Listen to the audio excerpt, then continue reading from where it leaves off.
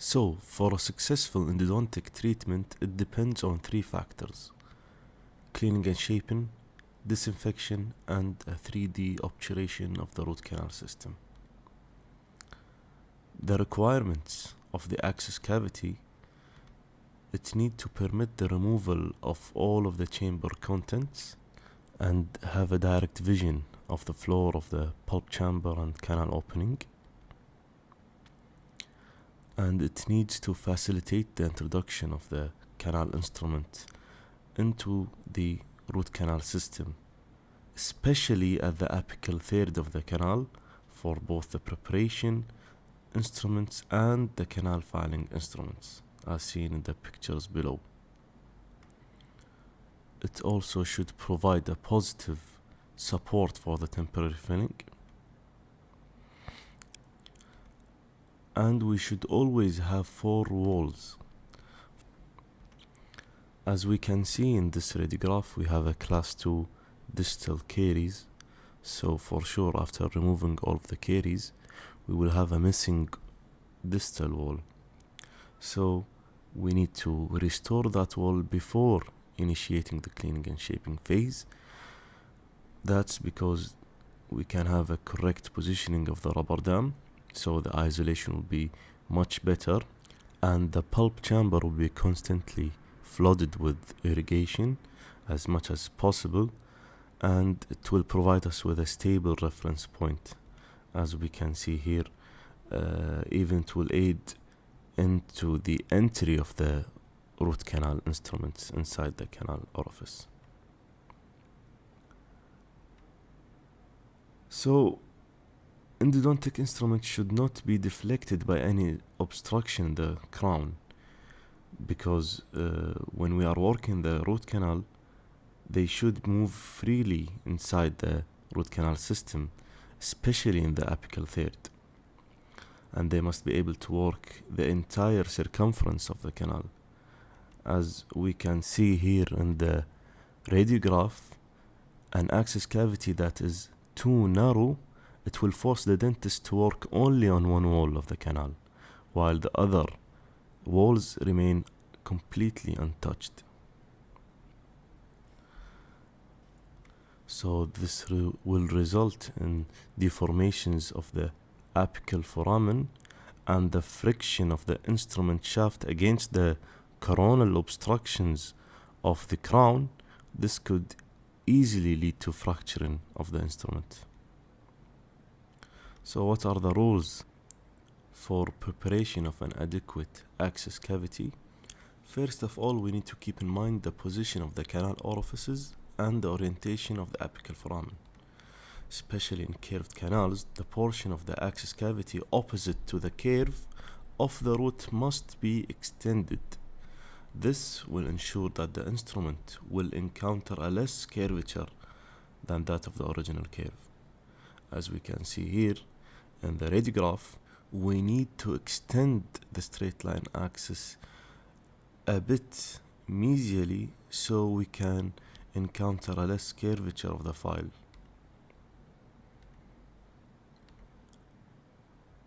And in the picture seen here, the file becomes much straighter than what it should have been in the original radiograph, as we see before.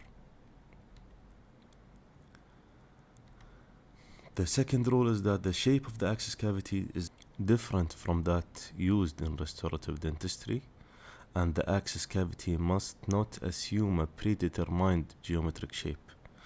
So it's not us who determine the shape of the access cavity, but rather the anatomy of the pulp chamber floor that determines the shape of the access cavity. And we need to closely examine the preoperative radiographs for any dental anomaly, for example an extra root. So generally speaking, there are 3 phases in the preparation of the access cavity. First of all, we have the penetration phase, which we use a high-speed round diamond burr. The objective of this phase is to penetrate the pulp. Second phase is the enlargement phase, where we use a low-speed, long shaft round burr that is smaller than the previous one, and the action is that we pull the bear on the way out, working on the dentinal wall with a brushing motion.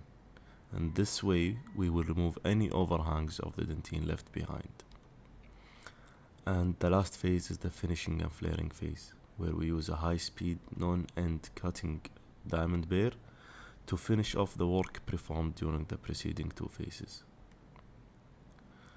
Now we will start with upper anteriors, where, as seen in the radiographs and the pictures, we apply the bear closal to the cingulum and almost perpendicular to the palatal surface. And after we penetrate, the bear must be held in a more parallel to the long axis of the tooth with a slight mesiodistal movement to remove any pulp horns. Going on to the upper first premolars, the pulp chamber is oriented in a buccolingual direction, and it has two pulp horns, so two canals, and the access cavity must therefore be also buccolingual. The point of entry is at the middle of the central sulcus, parallel to the long axis of the tooth, and with a buccopalatal movement to the bear to create a funnel-shaped cavity using a slight helical motion. In the upper second premolars, the canal is 60% central, but it's more like a fissure-like shape. So the canal is prepared as though as there are two canals, unless there is definitely only one. The finding of a single eccentric canal orifice, for example the palatal canal, after the access cavity have been opened, indicates that there is another canal opposite to it, the buccal one.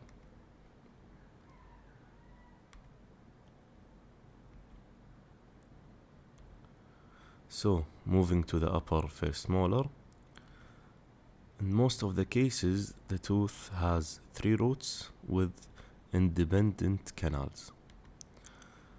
The mesiobuccal root is associated with the highest degree of variability, much more often with two distinct root canals.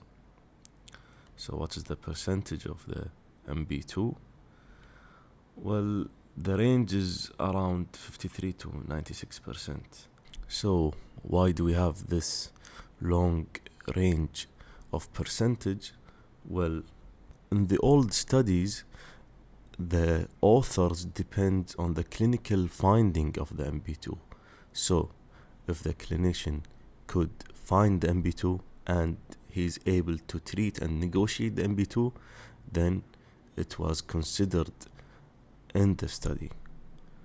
While in the new studies that they have used new technologies, for example CBCT, or using a microscope or sectioning the tooth, they found that MB2s actually have a much higher percentage, up to 96%. Clinicians must be convinced that MB2 does exist in the mesiobuccal root in 100% of the cases, at least until a careful examination have demonstrated the opposite. So, the MB2 is located on the groove that joins the palatal and the mesiobuccal canal at a variable distance, and the mesial wall of the pulp chamber has a dentinal shelf which frequently hides the underlying MB2 orifice. So what happens in most of the cases is the first 3 millimeters of the root canal is sharply angled in the mesial direction, so the tip of the file doesn't progress apically more than a few millimeters and stops against the mesial wall. So to be able to negotiate with the MB2, we need to remove the mesial wall of the access cavity, the shelf of the dentin, and get a straight line access to the root canal itself. This can be done with ultrasonics. It's clearly shown in this picture where the shelf of the dentine that should be removed to be able to get a clear access to the MB2. And this is a clinical picture that clearly shows the dentinal shelf, and once it is removed we can get a straight line access to the MB2. So, the most useful concepts and techniques are, first of all, we should strongly believe that it's always present. We should use a magnification and start looking for the MB2 after MB1 is completely cleaned and shaped. We should use ultrasonics, use sodium hypochlorite to see the champagne effect and visualize the bubbles. And we should irrigate with 17% of ADTA to remove the smear layer that hides the MB2, and use multiple obliquely angled radiographs. The broader the root, the greater the chance of a second canal. Going on to the lower anteriors, well, what most people think that lower anteriors are easy, but actually it's not easy to treat, and the scale of difficulty, it is just under the molars. Why is it difficult? Well, because the mesiodistal thickness, when compared to its buccolingual width, it makes it very difficult, if not impossible, to widen the canal unless a perforation happens. And 41% of the cases have two canals to make it much more difficult. Going on to the lower first premolar, a single canal is found in 70% of the cases, and the pulp chamber is usually ovoid and direct buccolingual. And for the lower second premolar, the tooth is more symmetrical with a single root and a single ovoid or round canal in 97% of the cases. Lastly, the lower first molar. The tooth generally have two separate roots, with the canal in the distal and two canals in the mesial root, and 35% of the cases have four canals, two in the mesial, two in the distal, and 90% of the mesial canals remain separate and only 10% join together. When creating the access cavity, we should always note that it's not a textbook triangle, but rather a trapezoidal shape with rounded corners. The distal canal usually follows a rather straight course, except in the most apical portion, which is frequently oriented distally. So we should always remember to extend the access cavity a bit more distal, just to ensure that we have a straight line access.